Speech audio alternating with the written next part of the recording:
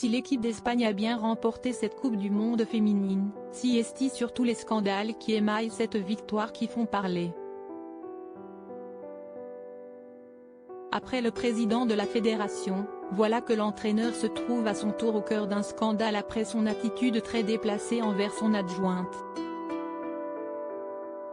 Le peuple espagnol doit être en train de se demander si cette première victoire en Coupe du Monde féminine en valait la peine tant les scandales s'accumulent depuis dimanche 20 août et ce match historique face à l'équipe d'Angleterre. Au terme d'une rencontre parfaitement maîtrisée par les coéquipières d'Alexia Putellas, la sélection ibère a remporté le trophée qui lui manquait, 13 ans après les hommes.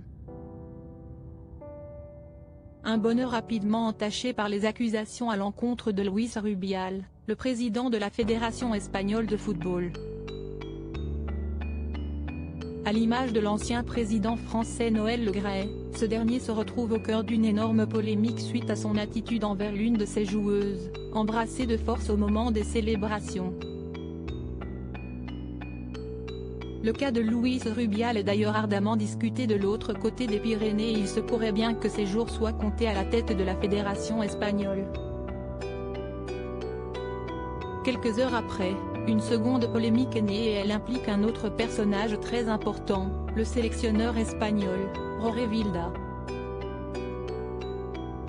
Cela fait depuis 2015 que l'entraîneur de 42 ans est à la tête de l'équipe et si ses relations avec les joueuses ne sont pas les meilleures, il a réussi à les emmener jusqu'à la victoire finale. Des images diffusées à la télévision durant la finale face à l'Angleterre ont ressurgi et on peut voir très clairement que ce dernier a un comportement répréhensible envers l'une des membres de son staff. Un comportement répréhensible, une sanction à venir ? Les images ont été prises quelques secondes après le but victorieux d'Olga Carmona et on peut voir que Jorge Vilda semble attraper cette femme au niveau de son sein. Des images qui ont rapidement fait le tour des réseaux sociaux et beaucoup se demandent si le sélectionneur ne devrait pas, lui aussi, s'expliquer sur son comportement et certainement présenter ses excuses envers la membre de son staff. On peut même se demander si des sanctions ne vont pas être prises à son encontre suite à son geste. Une victoire décidément pleine de contrastes pour l'équipe d'Espagne et encore plus pour celle qui a apporté ce triomphe à son pays.